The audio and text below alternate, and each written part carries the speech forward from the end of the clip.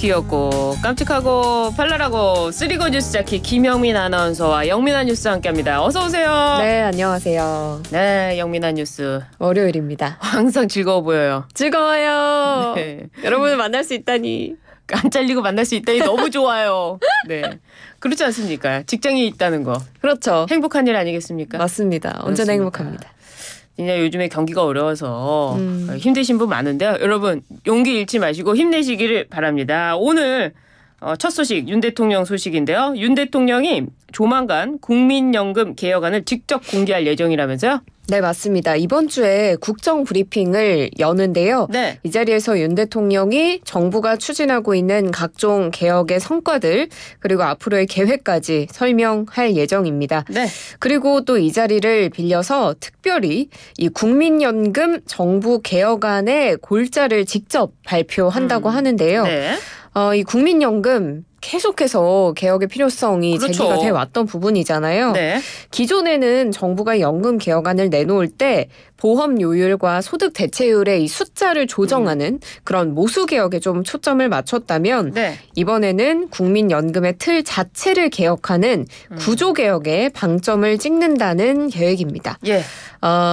연금 젊은 세대는 한참 뒤에 받게 되고 그렇죠. 곧 연금을 받는 세대는 또 다른데 젊은 세대는 덜 내고 곧 연금을 받는 세대는 많이 내도록 하는 세대 간 형평성 강화하기로 했고요. 그런데 이번 국정 브리핑에서는 윤 대통령이 큰 틀을 제시하고 또 구체적인 정부안은 이제 보건복지부에서 다시금 발표한다는 예정입니다. 그렇습니다. 요즘 젊은 MZ 세대들이요. 그거 연금 내면 뭐 하나?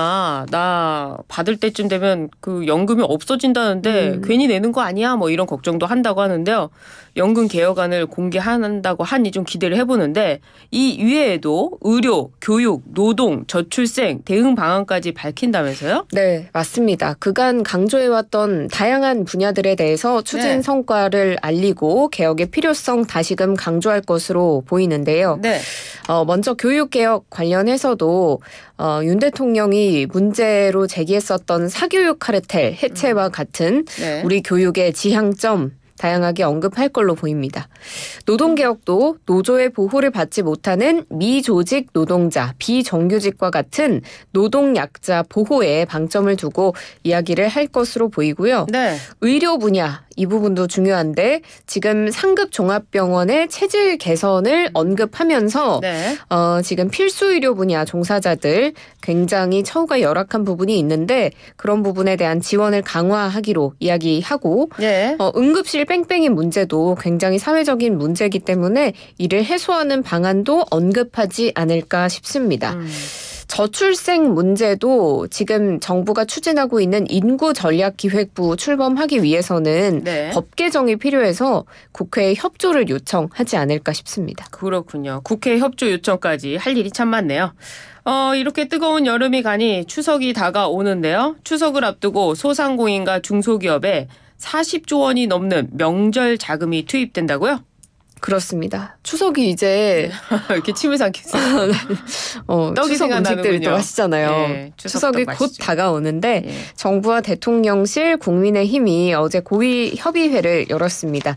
추석 물가 안정 대책, 소상공인 지원책까지 내놨는데요. 소상공인과 중소기업에 40조 원이 넘는 명절 자금 신규로 공급되고요. 네. 또 뭐 배추, 사과 같은 추석 명절 성수품 도 역대 최대 규모인 17만 톤에 달하는 물량을 시장에 풀 예정입니다. 네. 그리고 이 기간에는 고속도로 통행료 면제가 되고 네. KTX나 SRT는 역귀성 할인을 또 시행한다고 하니 참고해 보시면 좋겠습니다. 네. 가족들끼리 나들이도 많이 가실 텐데 그렇죠. 궁, 능, 유적지는 또 무료로 개방이 된다고 하네요. 그래요. KTX, SRT 역기성 할인.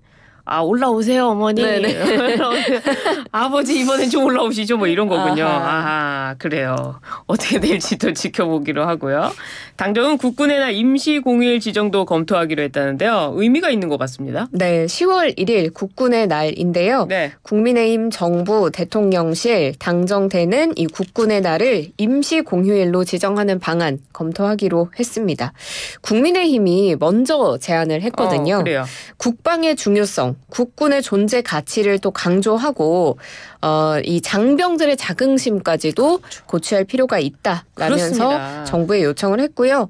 정부가 이 군 사기 진작은 물론이고 소비 진작, 기업 부담과 같은 다양한 상황을 종합적으로 고려해서 검토하기로 했습니다. 그래요. 미국의 경우에는 군인들에 대한 어떤 존경심이라고 할까요? 굉장히 예우가 있잖아요. 네, 그래서 뭐 맞습니다. 비행기에서 만나면 뭐 비즈니스석으로 업그레이드를 해준다거나 자리를 비켜준다거나 또 슈퍼마켓에서 자기 자신들이 계산을 해준다거나 왜 이런 거 맞습니다. 있는데 우리나라는 유독 군인들을 향해가지고 굉장히 낮춰서 비속어를 막 쓰지 않습니까? 이러면 안 되겠죠. 국군의 날 임시 공휴일 지정 의미가 있어 보입니다.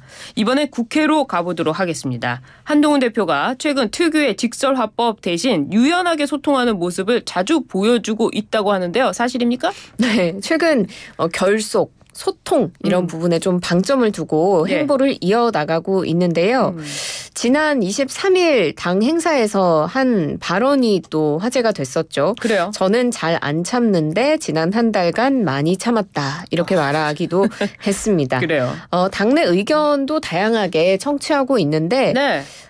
지금 당직 유임 문제를 놓고 조금 약간 껄끄러울 수 있었던 정점식 전 정책위의장 네. 비롯해서 그 전당대회 때 다른 후보를 지원하고 뭐 러닝메이트도 했었던 다양한 뭐 이뉴한 의원이라든지 김재원 최고위원과도 개별적으로 식사 회동을 한 것으로 전해졌습니다. 그렇군요. 그리고 다음 달에도 재보선이 있는데요. 네. 이때도 후보 공천권을 각 시도당에 위임하기로 방침을 세웠습니다. 좀 소통하는 대표로 당내 저변을 넓혀가는 그런 네. 모습입니다. 그렇군요. 당내 결속뿐만 아니라 대화 관계에도 굉장히 신경을 쓰는 모습인데요. 어떻습니까? 네, 맞습니다. 민주당과도 대화를 강조하는 모습인데 네. 지금 이재명 대표와 회담을 앞두고 있다가 이재명 대표가 코로나19 양성 판정을 받으면서 회담이 미뤄지고 있습니다. 예. 한동훈 대표가 직접 이재명 대표에게 과일 바구니를 보내면서 빨리 쾌차해서 회담을 생산적으로 이끌어내자 이렇게 이야기하기도 했고요.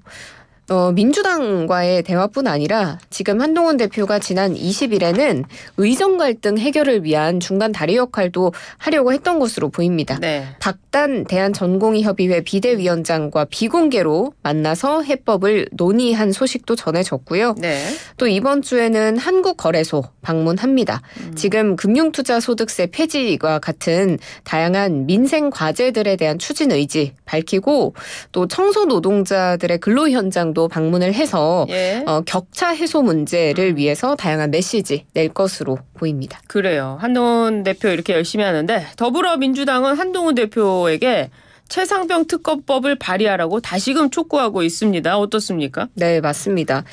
오늘까지 최상병 특검법 발의하라라고 구체적으로 날짜를 못 박아서 촉구했는데요. 네. 강유정 민주당 원내대변인이 어제 브리핑에서 박찬대 원내대표가 제시한 한동훈표 해병대원 특검법 제안 시한이 내일, 그러니까 어제 했으니까 오늘이죠. 오늘이다. 오늘까지 해병대원 특검법 가져오라 이렇게 촉구했습니다. 반바지 사장 허수아비 대표가 아니라면 이걸 발의하라 이렇게 이야기를 한 건데요. 또 반면에 국민의힘에서는 지금 이 회담을 공개적으로 하자라는 이야기를 다시금 반복해서 하고 있습니다. 국민을 위한 이야기를 하기 위한 회담인데 네. 밀실에서 나눌 필요가 없다. 한동훈 대표가 제안한 공개 회담 방식을 이 대표가 수용해야 한다. 이렇게 여야가 팽팽하게 맞붙었습니다. 그 영화 신세계를 보면요. 그 엘리베이터 장면에서 그 저기가 들어와 이렇게 하잖아요. 영화 배우 이름이 갑자기 생각이 안 나요. 황정민 배우. 황정민 네. 배우가 들어와 이러는데 뭔가 그런 느낌이네요. 해병대원 특검법 가져와. 근데 이게 법이라는 게 이게 좀 뭐랄까요. 신중하게 만들어야 되는데 오늘까지 가져와. 또 이것도 맞는 건가 이런 생각도 드네요. 변호사님 성대모사는 잘 못하시네요. 그러니까 들어와 알겠습니다. 이번에는 좀 안타까운 소식인데요. 7명의 목숨을 앗아간 부천 호텔 화재. 피해를 줄일 수 있었던 요소들이 발견되면서 안타까움을 더 키우고 있습니다. 숙박시설에서 매년 수백 건의 화재가 발생한다고 하는데 어떻습니까? 네. 소방청 자료에 따르면 네. 최근에 5년 동안 숙박시설에서 발생한 화재가 총 1,800여 건입니다. 예. 인명피해도 400명에 가깝고요. 이 중 사망자는 32명으로 알려졌습니다. 매년 몇 건씩 발생하느냐를 봤더니 네. 최근 5년간 매년 꾸준히 300여 건 이상 발생하고 있는 상황인데요. 그래요. 특히 모텔에서의 화재가 전체 35%가량으로 가장 많았고 네. 펜션, 호텔이 그 뒤를 이었습니다. 예. 이렇게 숙박시설에서 화재가 계속 많이 발생하는 이유는 소방안전시설이 미비한 경우가 많기 때문으로 분석이 됩니다. 그래요. 이 모든 숙박시설에 스프링클러 설치가 필수적일 것 같은데 아닌가 보네요. 네, 스프링클러 설치가 1981년에 11층 이상의 숙박시설에는 설치가 돼야 한다라고 제정이 되고 줄곧 강화가 돼 왔거든요. 예. 그렇지만 이 개정이 될수록 그 전에 지어진 것들에 소급이 안 돼서 그렇죠. 이 문제가 좀 됐습니다. 그래서 관련한 법안도 계속 제출이 되고 있는데 영세 업체가 대다수기 때문에 네. 이를 강제하기가 좀 어려운 실정입니다. 아, 그렇군요. 최근 인천 청라 아파트에서 발생한 전기차 화재 사고 관련해서도 당정이 대책을 내놨는데요. 이 소식 뭐 짧게만 살펴볼까요? 네, 일단 배터리 정보 공개를 의무화하고 이 배터리 인증 제도도 좀 앞당겨서 실시하기로 했습니다. 네. 그리고 앞으로 지어지는 건물은 모두 지하 주차장에 습식 스프링클러 설치하기로 관련 규정이 개선될 예정이고요. 또 전국 모든 소방서에는 전기차 화재 진압 장비도 전진 배치됩니다. 그래요. 화재가 참 무서운데 이게 좀 현실화됐으면 좋겠네요. 오늘 영민한 뉴스 여기까지 하겠습니다. 감사합니다. 고맙습니다. 나에게 딱 맞는 금융 어디 있을까? 웰컴 저축